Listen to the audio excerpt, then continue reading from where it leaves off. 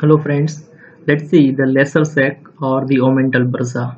Now the anatomy of the lesser sac is very easy to understand after having the proper orientation of the vertical as well as the horizontal dressing of the peritoneum. So I request all of you to see the peritoneal cavity part 1 to part 5 before watching this video. For the orientation of the lesser sac, we are going to go through the introduction of the lesser sac, situation and the nomenclature of the lesser sac, the shape of the lesser sac, the boundaries of the lesser sac, and the interior of the lesser sac. So, as we already know that lesser sac, it is a diverticulum of the greater sac. So here in this figure, this is the lesser sac, and this one is the greater sac, and the communication between the two, it is via the epiploic foramina, and that's why we can say that this lesser sac, it is a diverticulum of the greater sac. Where it is exactly situated, the lesser sac is situated behind the stomach. So we can see over here in this figure, in the vertical tracing, we can see this is the stomach, and this lesser sac, it is situated here just behind the stomach, and it is also situated beyond the stomach. This lesser sac, as it is smaller in size than that of the greater sac, that's why its name is lesser, and the synonym of this lesser sac is the omental bursa. The omentum, that means concerned with the stomach, and the bursa is the space behind the stomach, and that's why this is called as the omental bursa. And this lesser sac or the omental bursa, it provides the space for the expansion of the stomach. When we see the shape of the omental bursa, the shape of the omental bursa we can appreciate in this figure. Here, this is the figure of the coronal section of the lesser sac, and in front of the lesser sac there lies the stomach and the few other structures we are going to see shortly. And on the posterior side we will see the few other retroperitoneal structures which are actually the part of the stomach bag. So when we see the coronal section of the lesser sac, we can say that the outline of the sac, it resembles somewhat like an empty hot water bag. The opening of this bag, it is on the right side, which is going to communicate with the greater sac through the epiploic foramina. Now let's see the boundaries of the lesser sac, and for the boundaries of the lesser sac we can appreciate that there should be one anterior wall, there should be one posterior wall, and there are four margins: one upper margin, one lower margin, one right margin, and one left margin. The anterior wall and the posterior wall we can appreciate in the vertical section of the abdominal cavity, and here we can see this is the anterior wall of the lesser sac,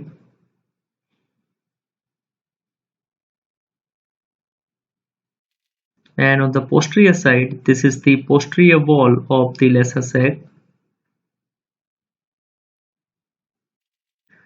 In the coronal section we can appreciate the upper margin. This is the upper margin of the lesser sac. This is the lower margin of the lesser sac. This is the right margin, and this is the left margin of the lesser sac. Now after having this much orientation of the lesser sac, let's see all the boundaries one by one in little bit more detail. So we are going to refer the figures which we used in the previous lecture for the orientation of these boundaries of the lesser sac. Now let's see the anterior boundary of the lesser sac. Here in this figure we can appreciate that the anterior boundary, it is going to be formed by this caudate lobe and the caudate process which is present on the posterior surface of the liver, and the continuation of the reflection of this lesser sac layer from the caudate lobe and the caudate process of the liver, it will continue as the posterior layer of the lesser omentum. After forming this posterior layer of the lesser omentum, this lesser sac anterior wall, it is going to cover the posterior inferior surface of the stomach. and after covering this posterior inferior surface of the stomach, this lesser sac layer anterior wall, it is going to form the second layer of the greater omentum. So all these are the anterior wall of the lesser sac. Now let's trace the posterior layer of the lesser sac from below upward. From below upward, this posterior wall of the lesser sac, it is going to be formed by the third layer of the greater omentum. When we trace it further upward, it is going to cover the antero-superior surface of the transverse colon. Then it is going to form the upper layer of the transverse mesocolon.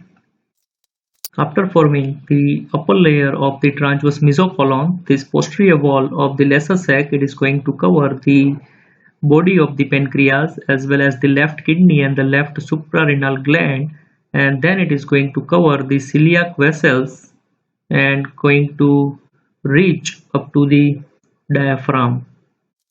So it is all about the posterior wall of the lesser sac. Now for the orientation of the margins of the lesser sac, let's orient with this coronal section of the lesser sac. Here this figure, it is showing the outline of the coronal section of the lesser sac, where we can appreciate that here this is the site for the epiploic foramina, from where this lesser sac is going to communicate with the greater sac. Here this empty space, it is concerned with the liver, and here this structure, it is the cardiac end of the stomach, and with the cardiac end of the stomach, this is the first part of the duodenum, and along with that, this is the transverse colon. So this is the hepatic flexor of the colon, and this one is the splenic flexor of the colon, and this structure is the spleen. And this apron like structure which is hanging below, this is the greater omentum, and the arteries which are present just near to the cardiac end of the stomach, this is the left gastric artery, and here one another artery is present near the first part of the duodenum, and this is the hepatic artery.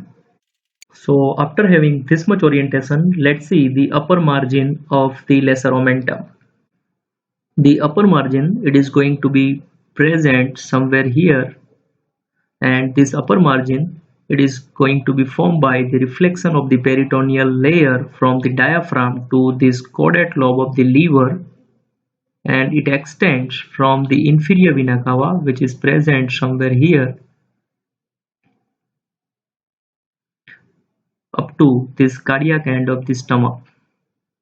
So this whole is the upper margin of the lesser sac.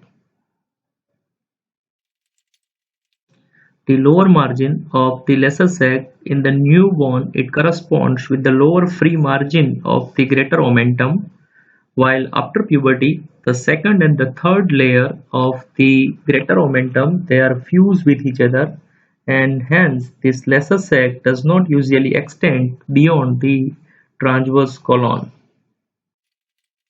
Now let's see the right margin of this lesser sac. For the orientation of the right margin of the lesser sac, we have to see the four transverse sections, and for the better understanding, we can divide this right margin into the four parts. Right margin below the transverse colon, right margin between the transverse colon and the duodenum, right margin between the duodenum and the liver, so through the epiploic foramina, and the right margin above the epiploic foramina. So for the right and the left margin of the lesser omentum, let's see all these figures very briefly, and we are going to orient with the right and left margin of the lesser omentum with these figures. The right free margin of the lesser omentum below the level of the transverse colon, it is going to be formed by this right free margin of the greater omentum, while the left margin of the lesser omentum below the level of the transverse colon, it is going to be formed by this left free margin of the greater omentum.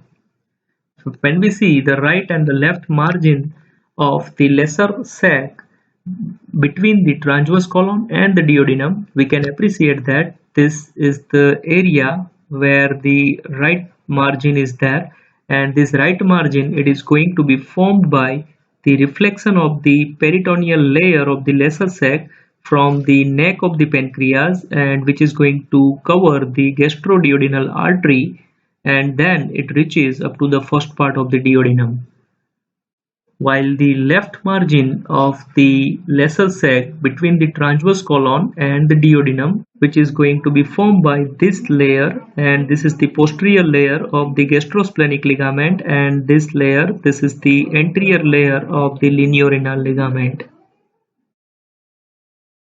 When we see the right margin of the lesser sac at the level of the epiploic foramina, or we can say between the duodenum and the liver, we can appreciate that it is missing, and this missing portion of the lesser sac right margin, it is the communication between the greater sac and the lesser sac, and that is called as the epiploic foramina. This epiploic foramina, it is bounded anteriorly by the right free margin of the lesser sac, and this is the porta hepatis, which includes the portal vein, hepatic artery, as well as the bile duct, while the posteriorly it is bounded by the inferior vena cava as well as the T12 vertebrae. Superiorly, it is bounded by the caudate lobe of the liver, while the inferiorly, this epiploic foramina, it is bounded by the first part of the duodenum. When we see the right margin of the lesser sac above the epiploic foramina, it is formed by the reflection of the peritoneum to the caudate lobe of the liver, as well as it reaches up to the fissure for the ligamentum venosum. So all these are the boundaries of the lesser sac. Now let's see the interior of the lesser sac. For the interior of the lesser sac, we can see all this area, it is the interior of the lesser sac. Within this interior of the lesser sac, we find the two gastropancreatic folds. One is the superior gastropancreatic fold, and one is the inferior gastropancreatic fold. The superior gastropancreatic fold, it is directed downward and towards the right side, and it is going to form by the arching of this left gastric artery, while the inferior gastropancreatic fold, it passes upward and towards the left side, and it is going to be formed by the arching of this hepatic artery. The superior and the inferior gastropancreatic fold, they are going to approach each other with the margin to margin, and this will lead to the formation of one aperture, and this aperture, it is called as the foramina bursa aumenti majoris. This foramina bursa aumenti majoris, it will divide the lesser sac into two parts. The portion which is situated above this aperture, that is called as the superior recess, and the portion below this aperture, that is called as the inferior recess.